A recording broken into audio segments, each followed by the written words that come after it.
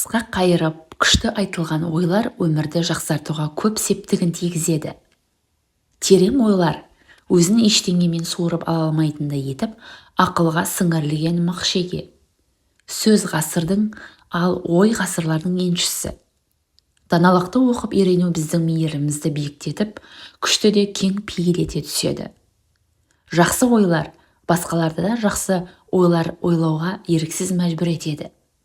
Біздегі мыңдаған жылдар бойы миллиардтаған адамдардың ішінен суырылып шыққан аса ұлы ойшылдар ақыл ойының жемістері бар, және сол ұлы адамдар ақыл ойының бұл жемістері уақыттың өткелігінен өтіп, елегімен екшелген.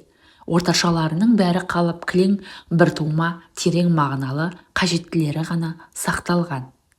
Соншалықты өзгермейтін, адамға соншалық тәнде табиғи, біздің жан дүниемізге соншалық терең ұялаған ойлар бар.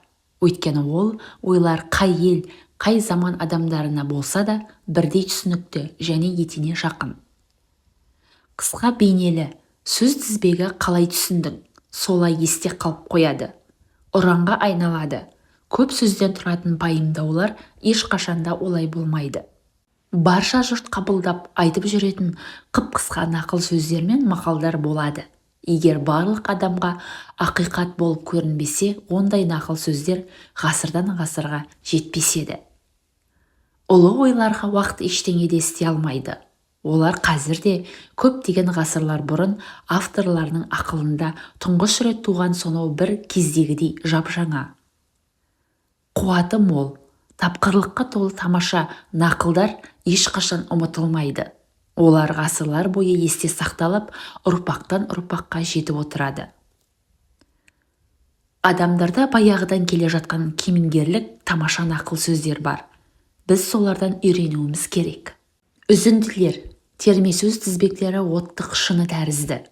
Жазушылардың шығармаларында шашырып жатқан ақыл мен білім сәулелерін жинап, оларды күшпен, қағілез сезімталдықпен оқырмандардың санасына шоғырландырады. Адамгершілік жайындағы нақылдар адам өміріндегі міндет парыздарды, тұрмыс тіршілік даналығын, рухани саладағы берік негіздерді тұжырымды түрде анықтайды. Адамдардың қызметі мен танымындағы басты қағидаларды тұрақтандыратын көзқарастарды қалыптастырады.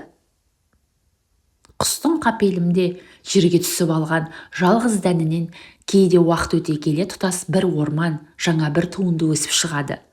Кемеңгерлердің нұрлы ойларымен танысу тамаша ой жаттығуы болып табылады. Ол ақылды құнарландырып, ойды сындарлы етеді. Қай жастағы адамның болса да, мұндай танысуды өзі үшін қажетсіз деп тауып немесе өзін ол үшін тым кәрімін деп мойындауы мүмкін бе? Қысқа тұжырымдалған ойлардың жақсылығы сол, олар салауатты оқырманның өзін ойлануға мәжбүр етеді. Халық даналығы әдетте нақылмен айтылады. Халыққа нақылмен ойлау тән. Мен мақалдардың өте көп өнеге алдым. Басқаша айтқанда, нақыл сөздермен ой толғап үйрендім. Жастардың менің өзгенің ақылымен өмір сүргім келмейді, мен өзім ойлап аламын дегенін жиі естиміз. Ойлап қойылғанды ойлап жатудың саған керегі не? Дайынды алды, ілгері қарай тарт. Адамзаттың күші осында. Нақыл кітаптары ақылдың дербес қызметін басып жаныштамайтыны былай тұрсын, қайта оған пайда қылады. Күн сайын ең болмаса бір ән тыңдап, жақсы картина көріп және егер мүмкін болса, қандай да бір дана нақыл сөз оқып отырған жөн. Кемеңгер адам әрқашанда ұлы адамдар сынақтан өткізген жолдарды таңдап алып, ең тамашаларына еліктеуге тиіс. Сонда ол әлгі кісілердің ұлылығына жетіспегенмен, оның кейбір ұшқынын болса да бойына дарытады. Өмір дегеніміз күрес. Өмір мұхит, уақыт толқын. Өмірді сүйсең, уақытты оздырма, ол тіршілік арқауы. Өмірдің шарты күрес. Күрес тоқтаған жерде өмір де тоқтайды. Адамның өмірі уақыттан үнемдеген істерімен ұзарады. Уақыт қолымыздағы бардың ішіндегі әрі арзаны, әрі нағыз қымбаты. Өйткені біз нені болса да уақыт арқылы аламыз. Адам баласының қолымен жасалғанның бәрі уақыт пен төзімнің жемісі. Зая кеткен әрбір сәт істелмеген іс, түспей қалған пайда. Уақытты босқа өткізу ең ауыр шығын. Адам баласының табиғаты қызық қой, байлығынан, бақ-дәулетінен айырылғанда қатты налиды. Ал асыл уақытының мән-мағынасыз өтіп жатқанын елең қылмайды. Тіпті бір сағат уақытын ысырап етуге қиған адам өмірді бағалай білу дәрежесіне жетпеген адам. Уақыттың босқа кеткеніне оны бағалайтын адам ғана қиналып қынжылады. Уақыт ой еңбегі адамның қазынасы. Уақыт ой өрісті, қабілетті дамытудың көкжиегі.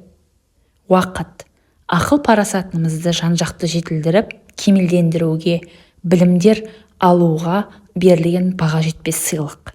Уақытты қысқартқың келсе, бос қарада отыр. Еш нәрсе істемеуге болатын кездің қандай екенін миыма кірмейді. Уақытты тиімді пайдалана білсең, оны бағасы да арта түседі. Мен демалып жүрген кезімдегідей ешқашан мұрнымнан шаншылып жұмыс істеп көрген емеспін. Карта ойнау, ақыл ой күйреуінің айқын айғағы, тартымды ой алмасудан қалғандар ғана карта соғады. Өзіңнің де өзгенің де уақытын үнемдемеу нағыз мәдениетсіздік. Талант иелері уақыттарын өзін-өзі және болашақ ұрпақ құрмет тұтатындай етіп пайдаланулары керек. Игілігіне ештеңе қалдырмасақ, ұрпақ біз жайлы не ойлайды?